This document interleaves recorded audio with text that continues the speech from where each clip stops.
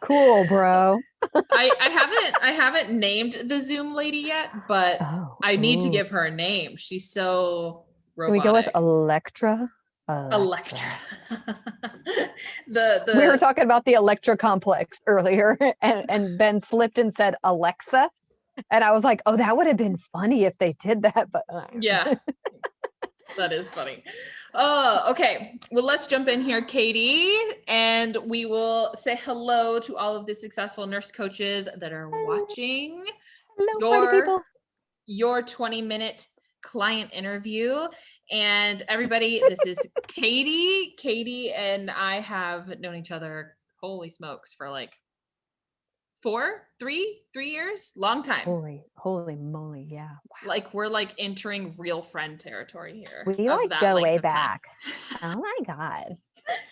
But Katie is a nurse coach who works with women in drift. And I'm going to give Katie a second to explain that here in just a moment. But Katie is one of the most genuine humans that I know. Katie gives a lot of shits about the lot of people that she cares about and she loves. And being friends with you has been a gift in my life. And then getting to coach you for, holy smokes, like a year and a half was also a total privilege and honor. And I'm excited to touch base and share with everybody like what that journey has been like for you. But first, tell us what drift is. You're so sweet. Let me Venmo you something. No.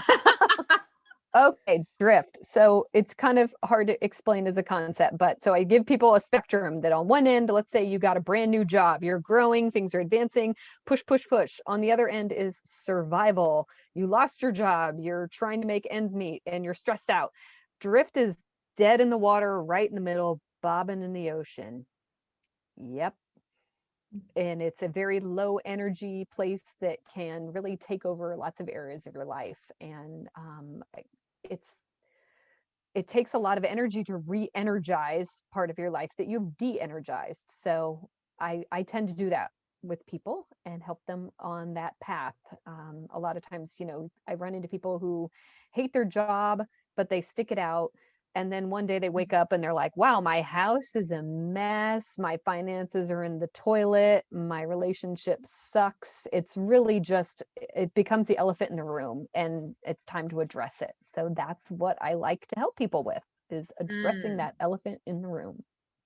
Yeah, I think that I remember when Drift was born and just like, I was instantly excited. I was like, yes, that. I know so many people who are like right there in that just like floating in indifference, and no one else is coaching on what you are specifically coaching on. I think that it's awesome.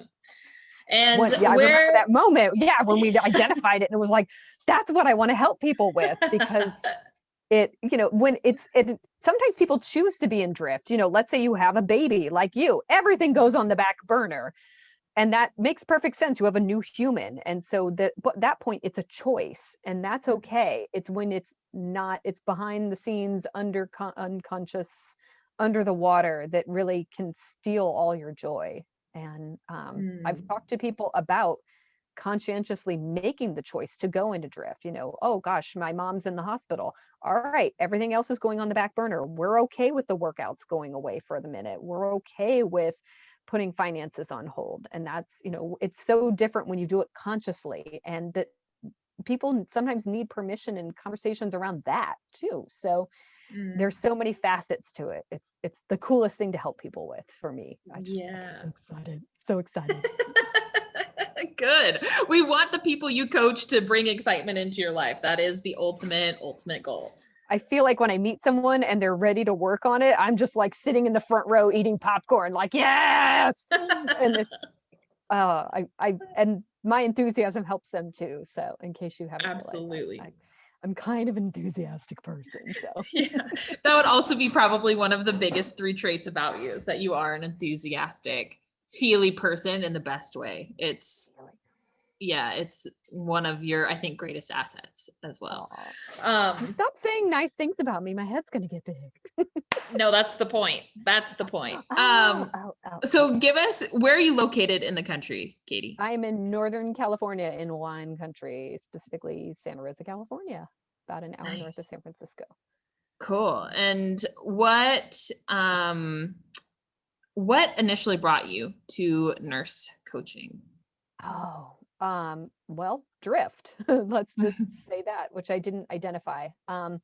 Nursing is like my fourth career. I'm in my 40s now, and I always knew I wanted to be a nurse, but I couldn't figure out what kind of nurse I want to be. So what do I do as a new grad nurse? I go into med surge and I make good money and I'm plugging along. But it's like, this isn't quite right. But all right, we called it the golden handcuffs. You're making good money, you're making hours, you're doing things, you're living your life, got married, bought a house, doing all the things. So I'm growing in other areas, but work just isn't quite right. And then in 2017, my county caught on fire. The Tubbs fire devastated Northern California, burned down a big portion of Santa Rosa. So many people I know and coworkers and patients lost their homes, lost everything. People died. My hospital tried to burn down. We're the one that has evacuated twice. And I just found myself at this point where I was like, I can't handle all this energy and this pain and this hurt and trying to support people who are now, acute on chronic, medically ill, and have lost everything. And just the walking wounded of people around me in so much pain. I Googled, I was like, all right, what else? I'm going to go be a Walmart greeter. I can't do this anymore. And I found myself in front of the computer one day Googling, what else can I do with a nursing degree? And I stumbled upon the Nurse Coach Collective, and I like nurse coaching, just like, the angels sing. And I scheduled a call and never looked back, went down the path. And it just was a whole new way of nursing. And for a little while, it made bedside nursing palatable because I could coach my coworkers and my patients about like, hey, you keep coming in with congestive heart failure, you're not taking your meds, what's going on with you? Like, all the things to do what you need to do, and why is your family bringing you In-N-Out burger, which is delicious if you don't know it, but when you're in heart failure, all that salt is not what you need. I could have difficult conversations with people, and I showed up differently, and I think I made a lot of people around me step up their game, and I stepped up my game, and it felt good. But yeah, it took a long time and a lot of love and support and some nice swift kicks in the butt from Miss Shelby saying, why are you still doing this? It's not what you want to do.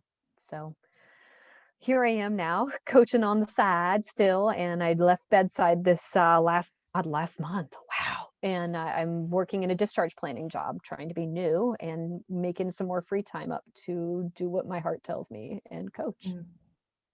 Yeah. Ooh, I want to jump into that specific part of your journey, because I think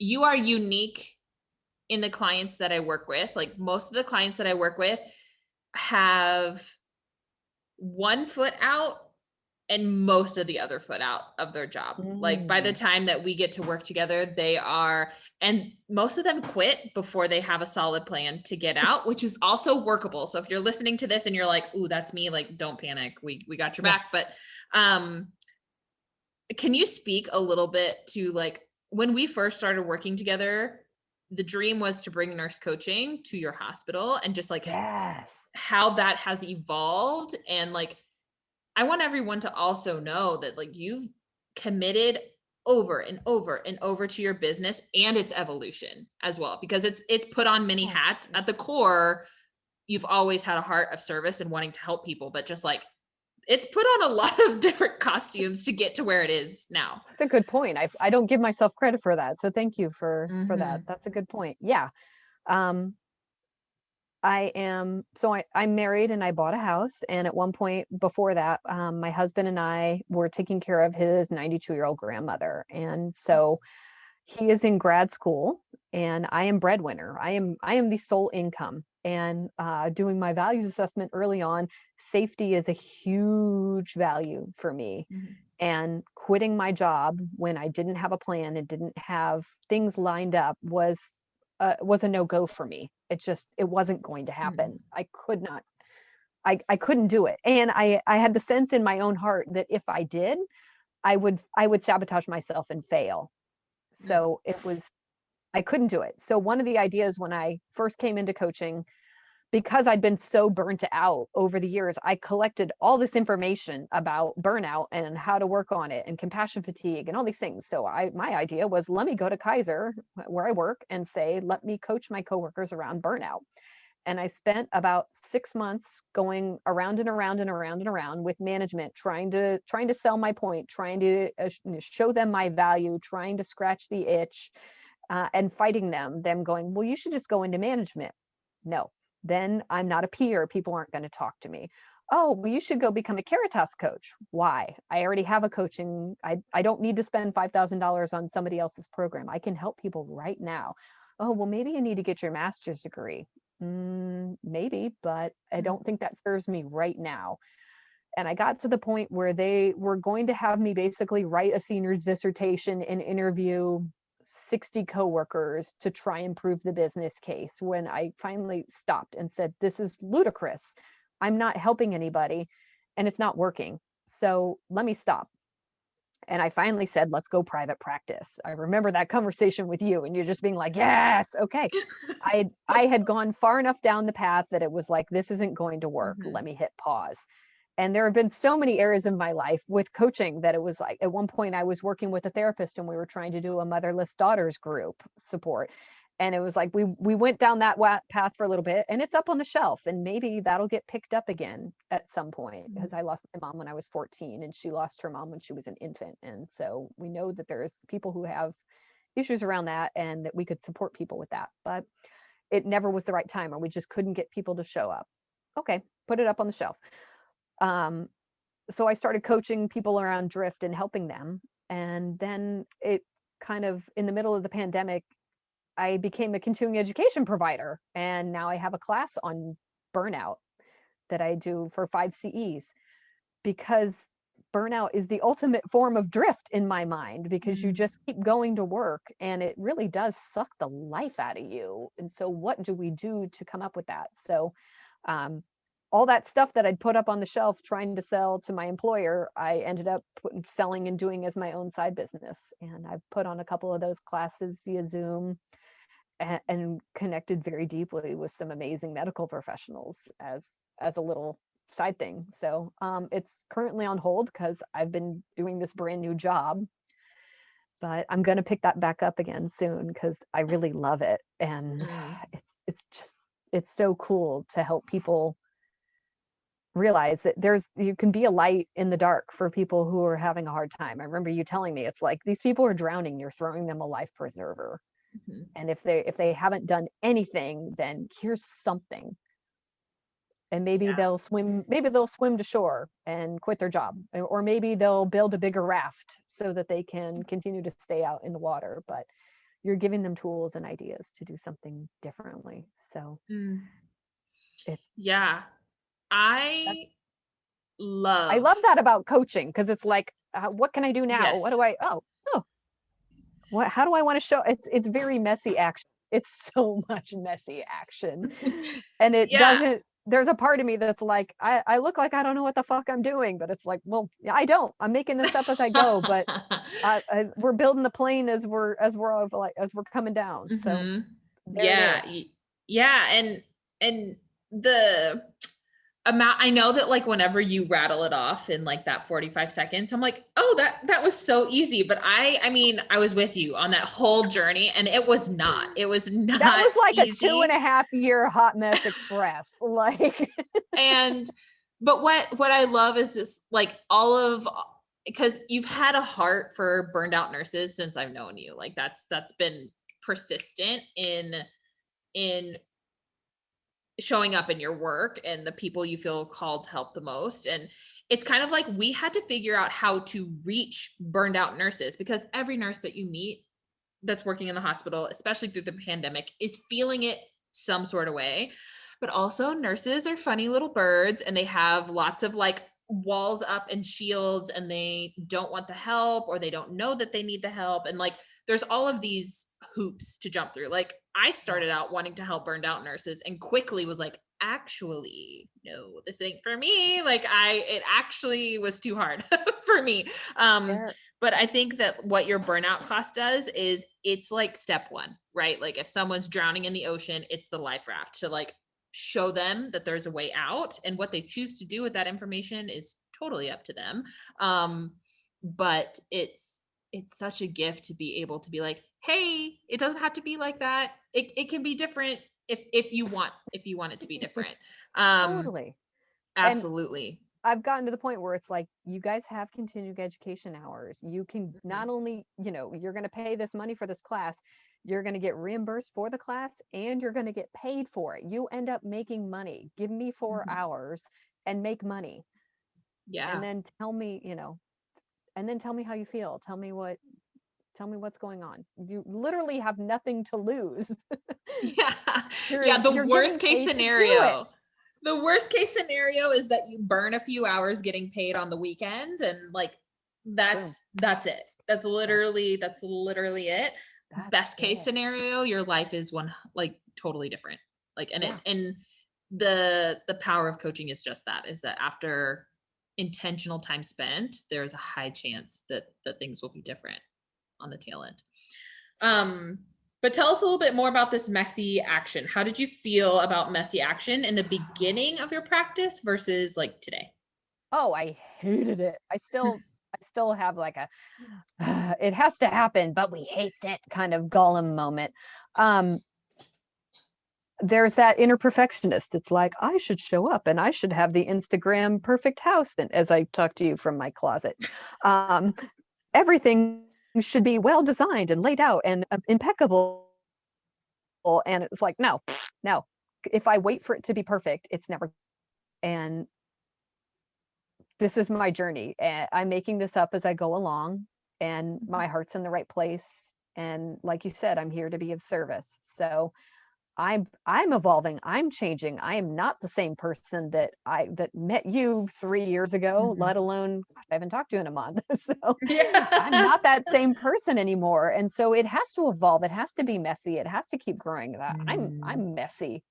So I Oh, have to just I love it. embrace that aspect of that. It's a work in progress, and it doesn't, at some point maybe I'll have a team and other people who like shine me up and make me look good, but right now, like, all I got is me, and that's good enough, and it Mhm. can come out. And the people who need me and the people who I want to help are going to find me, because this is who I am and where I am right now. And what I just think that, their path is this way and mine just happens to run into theirs, and Mhm. that's how it works. And it's okay. Yeah.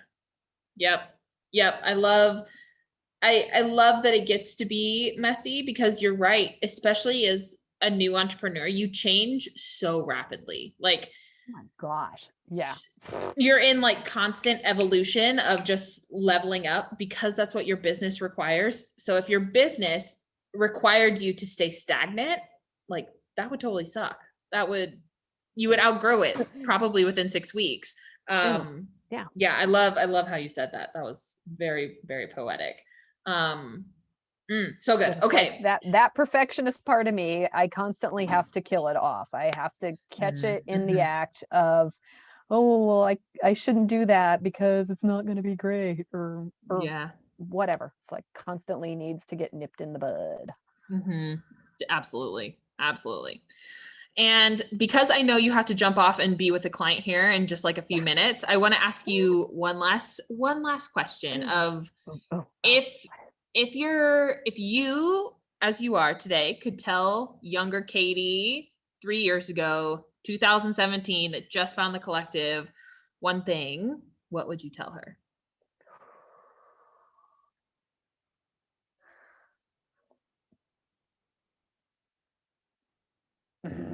Um, just buckle up, Buttercup. You're going for a good ride. Just, oh gosh, how much I've grown. and I'm always somebody who's trying to grow, trying to up level, trying to become another better version of myself, but nothing has done that the way this program has. And the other piece, I guess I would have invested in a coach sooner after the program. What else would I tell myself? Just, yeah, fail early, fail hard. Keep putting yourself out there. Keep putting yourself out there, because that's the yeah. And just try not to compare yourself to anyone. I compared myself to you. You quit your job and did amazing things. You and Laura both quit your job, did amazing things. And I was like, well, I can't do that. And so I told myself that I couldn't follow your path. I couldn't do what you did. And I suffered. I kept myself small a lot longer than I needed to. Because I couldn't follow your exact path perfectly. Instead, yeah.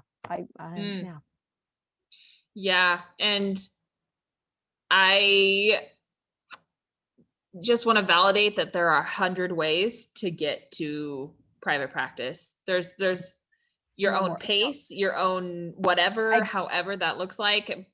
I had to do it the way I did. I think back on it, and it was like, it wouldn't have worked out. I wouldn't have clients now. I wouldn't be doing as well as I am now if I'd tried to had I tried to follow your path or tried to do it. Totally. No, it's totally. like, yeah, that's just not, I've got to do my own thing. So yeah, I'm grateful for all the experiences. I'm grateful for your help and your friendship and your coaching and your kicks in the butt and your love and support. Kicking you in the butt. It was fun. It was fun for me.